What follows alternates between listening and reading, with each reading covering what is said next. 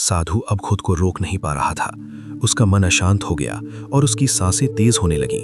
उसकी आंखें बंद हो गईं और उसने महसूस किया कि उसकी सारी तपस्या अब व्यर्थ हो चुकी है। उसके मन में केवल एक ही इच्छा थी, उस लड़की को अपने पास पाने की। लड़की ने धीरे से उसके करीब आकर उसके होठों को छुआ। उसका स्पर्श इतना नरम और मधुर था कि साधु के शरीर में एक अजीब सी गर्मी फैल गई। उसकी सांसें रुक सी गईं और उसने महसूस किया कि उसका शरीर अब उसके नियंत्रण में नहीं है। साधु ने लड़की का कमर पकड़ के खींच लिया अपनी तरफ और उनके बीच का चुंबन गहरा होता गया।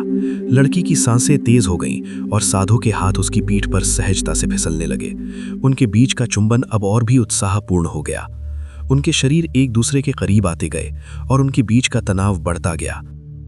घना जंगल, काली अंधेरी रात, तेज बारिश और बिजली की कड़कड़ाहट से पूरा वातावरण भयावह हो गया था। पहाड़ की तलहटी में बनी एक छोटी सी कुटिया थी जहां एक बूढ़ा साधु ध्यान में लीन था। बाहर की हलचल से बेखबर वो समाधि की गहराइयों में उतर चुका था। तभी अचानक थक थक थक दरवाजे पर जोरदार दस्तक हुई। साधु का ध्यान टूटा। इतनी रात गए कौन हो सकता है? उसने दरवाजा खोला। सामने एक लड़की खड़ी थी, पूरी तरह भीगी हुई, ठंड से कांपती हुई। उसकी सांसें तेज चल रही थीं, होंठ नीले पड़ चुके थे और आंखों में गहरी दहशत थी। उसके कपड़े भीगकर बदन से चिपक गए थे, जिससे उसकी देह रेखा स्पष्ट झलक रही थी। साधु ने कठोर स्वर में पूछा, कौन हो तुम? इतनी रात गए जंगल में क्या कर रही हो? लड़की कांपती आवाज में बोली, बाबा मेरी मदद कीजिए, कुछ लोग मेरा पीछा कर रहे हैं, वे मुझे मार डालेंगे। साधु ने कोई और प्रश्न नहीं किया। उसने दरवाजा खोला और लड़की को अंदर आने दिया। लड़की ठंड से थरथरा रही थी। साधु ने अपनी गेरुए वस्त्र का एक हिस्सा उसकी ओर बढ़ाया। लो, इसे ओढ़ लो। लड़की ने धीरे से उसे लिया और अपने कांपते हुए बदन को ढक लिया। साधु ने चूल्हे में लकड़ियां डाली। हल्की लौ जल उठी, जिससे कुटिया में एक मंद गर्माहट फैल गई। अब वो लड़की को ध्यान से देखने लगा। उसकी आंखों में दर्द था, कोई अनकहा छिपा हुआ दर्द। साधु ने गंभीर स्वर में पूछा, अब बताओ तुम कौन हो और तुम्हारे पीछे कौन पड़ा है? लड़की ने गहरी सांस ली और धीमे से बोली, मैं गांव के मुखिया की बेटी हूं। मेरे माता पिता अब इस दुनिया में नहीं हैं। जब से वे गए हैं, गांव के कुछ लोग मुझ पर बुरी नजर डालने लगे हैं। वे मुझे किसी भी कीमत पर पाना चाहते हैं। आज रात उन्होंने मुझे पकड़ने की कोशिश की, लेकिन मैं किसी तरह भाग निकली। साधु ने कुछ क्षण सोचा। उसकी आंखों में वैराग्य था, लेकिन भीतर कहीं एक हलचल भी थी। वर्षों की तपस्या और संयम जैसे धुंधले पड़ने लगे। लड़की ने धीरे से अपना गीला दुपट्टा हटाया, जिससे उसकी कांपती हुई देह उजागर हो गई। उसने साधु का हाथ अपने चेहरे पर रखा और फुसफुसाई, संयम भी कभी कभी टूट जाता है। साधु अब खुद को रोक नहीं पा रहा था। वर्षों की तपस्या और संयम की दीवारें एक पल में ढह गईं। उसकी आंखों में अब केवल उस लड़की की छवि थी जो उसके सामने खड़ी थी। उसका मन अशांत हो गया और उसकी सांसें तेज होने लगीं। वर्षों की साधना एक पल में बिखर गई। उसने अपने आप को संभालने की कोशिश की, लेकिन उसके शरीर ने उसकी बात नहीं मानी। उसकी आंखें बंद हो गईं और उसने महसूस किया कि उसकी सारी तपस्या अब व्यर्थ हो चुकी है। उसके मन में केवल एक ही इच्छा थी, उस लड़की को अपने पास पाने की। लड़की ने धीरे से उसके होठों पर अपने होंठ रख दिए। लड़की ने धीरे से उसके करीब आकर उसके होठों को छुआ। उसका स्पर्श इतना नरम और मधुर था कि साधु के शरीर में एक अजीब सी गर्मी फैल गई। उसकी सांसें रुक सी गईं और उसने महसूस किया कि उसका शरीर अब उसके नियंत्रण में नहीं है। साधु ने लड़की का कमर पकड़ के खींच लिया अपनी तरफ। साधु ने अपने आप को रोकने की कोशिश की, लेकिन वो असफल रहा। उसने लड़की की कमर को पकड़ा और उसे अपनी ओर खींच लिया। उनके बीच की दूरी मिट गई और दोनों एक दूसरे के करीब आ गए। उसके हाथ उसकी पीठ पर फिसलने लगे और उनके बीच का चुंबन गहरा होता गया। लड़की की सांसें तेज हो गईं और साधु के हाथ उसकी पीठ पर सहजता से फिसलने लगे। उनके बीच का चुंबन अब और भी उत्साहपूर्ण हो गया। उनके शरीर एक दूसरे के करीब आते गए और उनके बीच का तनाव बढ़ता गया। साधु के हाथ लड़की की पीठ से होते हुए उसके कमर तक पहुंचे। उसने उसे और करीब खींचा और उनके बीच का शारीरिक संपर्क और भी गहरा हो गया। लड़की ने अपनी बाहें उसकी गर्दन के चारों ओर लपेट दीं और उनके बीच का चुंबन अब और भी उत्साहपूर्ण हो गया। उनके शरीर एक दूसरे के करीब आते गए और उनके बीच का तनाव बढ़ता गया। उनके आसपास का वातावरण अब गर्माहट से भर गया था। उनके शरीर एक दूसरे के साथ मिल गए और उनकी सांसें तेज हो गईं। उनके बीच का प्रेम अब और भी गहरा हो गया और वे एक दूसरे में खो गए। सुबह होते ही साधु ने अपनी आंखें खोली। लड़की उसके पास गहरी नींद में थी। साधु ने खिड़की से बाहर देखा। सूरज की पहली किरणें जंगल को स्वर्णिम कर रही थीं, परंतु उसके भीतर एक अजीब सा अपराध बोध था। क्या मैंने अपनी साधना भंग कर दी? परंतु मन की किसी गहरी परत में एक और आवाज गूंज रही थी। शायद यही नियति थी। कुछ महीनों बाद लड़की कुटिया के बाहर खड़ी थी। उसका पेट हल्का उभरने लगा था। उसने अपना हाथ वहां रखा और हल्की मुस्कान के साथ कुटिया की ओर देखा। साधु अब भी ध्यान में बैठा था, लेकिन उसकी आंखों में पहले जैसी शांति नहीं थी। लड़की ने धीमे से कहा, आप अब केवल साधु नहीं रहे, आप पिता बनने वाले हैं। साधु ने कुछ नहीं कहा। उसने बस आकाश की ओर देखा। शायद विधि का यही विधान था। साधु की आंखें स्थिर थीं। लड़की उसके उत्तर का इंतजार कर रही थी, लेकिन साधु मौन था। अब क्या होगा बाबा? लड़की की आवाज में हल्का कंपन था। साधु ने गहरी सांस ली।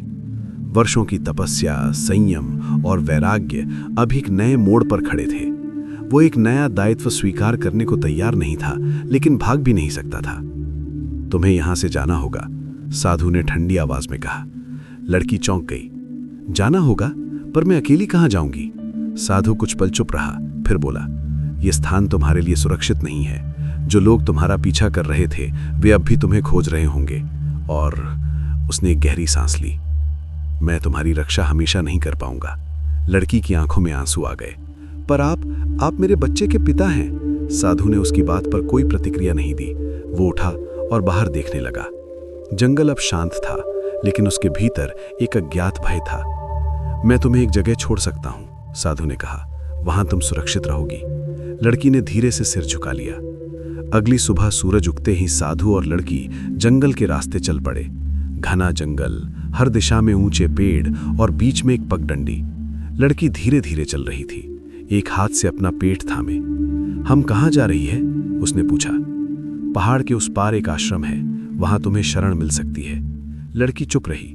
कुछ ही देर में जंगल के भीतर किसी के कदमों की आहट सुनाई दी। साधु तुरंत सतर्क हो गया। उसने इशारे से लड़की को रुकने को कहा। पेड़ों के पीछे से कुछ साए सरक रहे थे। वे वही लोग थे जिनसे भागकर लड़की आई थी। साधु ने अपनी लकड़ी की माला को कसकर पकड़ लिया। वो हिंसा से दूर था, लेकिन आज एक अजीब स्थिति में फंस गया था। 4 लोग सामने आ चुके थे। उनके चेहरे पर दरिंदगी थी। हम जानते थे कि तू भागेगी, लेकिन तू यहां छुपेगी ये अंदाजा नहीं था। उनमें से एक हंसा। लड़की डर के मारे साधु के पीछे छिप गई। इस लड़की को छोड़ दो, साधु ने शांत लेकिन दृढ़ स्वर में कहा। क्यों बाबा? अब तो ये तुम्हारी हो चुकी है। इतनी मेहनत से पाला है तो क्या ऐसे ही छोड़ देंगे? दूसरे आदमी ने व्यंग्य से कहा। साधु की आंखें सख्त हो गईं। यदि तुमने एक कदम भी आगे बढ़ाया तो परिणाम बुरे होंगे। उनमें से एक ने हंसते हुए कटार निकाली। बाबा, तुम तो अहिंसा के पुजारी हो, हमसे कैसे लड़ोगे? साधु कुछ नहीं बोला। उसने धीरे से अपनी कमंडल से पानी छिड़का और मंत्र पढ़ने लगा। अचानक जंगल में अजीब सी हवा बहने लगी। उन लोगों के चेहरे पर डर झलकने लगा। हवा इतनी तेज हो गई कि उनके कदम खुद पीछे हटने लगे। ये क्या हो रहा है? उनमें से एक चीख पड़ा। साधु की आंखें बंद थी, वो सिर्फ मंत्र पढ़ रहा था। अचानक बिजली चमकी और जंगल के भीतर गूंज उठी। चारों आदमी चीखते हुए पीछे हट गए और भाग खड़े हुए। लड़की हैरान थी। ये क्या था? उसने पूछा। साधु ने उसकी ओर देखा। जब मन निर्मल होता है तो प्रकृति भी उसकी रक्षा करती है। अब खतरा टल चुका था, लेकिन साधु जानता था कि यह स्थायी समाधान नहीं था। वे दोनों पहाड़ के उस पार एक आश्रम पहुंचे। वहां एक वृद्ध संत ने उनका स्वागत किया। साधु ने कहा, ये लड़की यहां शरण लेना चाहती है, कृपया इसे अपने संरक्षण में ले। लड़की की आंखें नम हो गई। तो आप मुझे छोड़कर जा रहे हैं? साधु ने गहरी सांस ली। मैं एक साधु हूं, मेरा जीवन वैराग्य के लिए है। ये सब मेरे लिए नहीं था, लेकिन विधि के विधान को कोई बदल नहीं सकता। लड़की ने उसका हाथ पकड़ लिया। पर यह बच्चा आपका है। साधु ने हल्की मुस्कान दी। ये बच्चा संसार की देन है, मेरी नहीं। इसे एक पिता की नहीं, एक अच्छे मार्गदर्शक की जरूरत होगी, और वो मार्ग इसे आश्रम में मिलेगा। लड़की फूट फूट कर रोने लगी। साधु ने उसकी ओर देखा, फिर धीरे से अपने गले की रुद्राक्ष माला निकाली और लड़की के हाथ में रख दी। जब भी जरूरत महसूस हो इसे देख लेना, तुम्हें रास्ता मिल जाएगा। इतना कहकर वो मुड़ गया और जंगल की ओर बढ़ गया। लड़की तब तक उसे देखती रही जब तक वो घने पेड़ों में ओझल नहीं हो गया। साधु वापस अपनी कुटिया लौट आया, लेकिन अब वही शांति नहीं थी। वो ध्यान में बैठा, लेकिन अब उसका मन स्थिर नहीं था। क्या उसने सही किया? क्या उसे अपने पुत्र को छोड़कर जाना चाहिए था?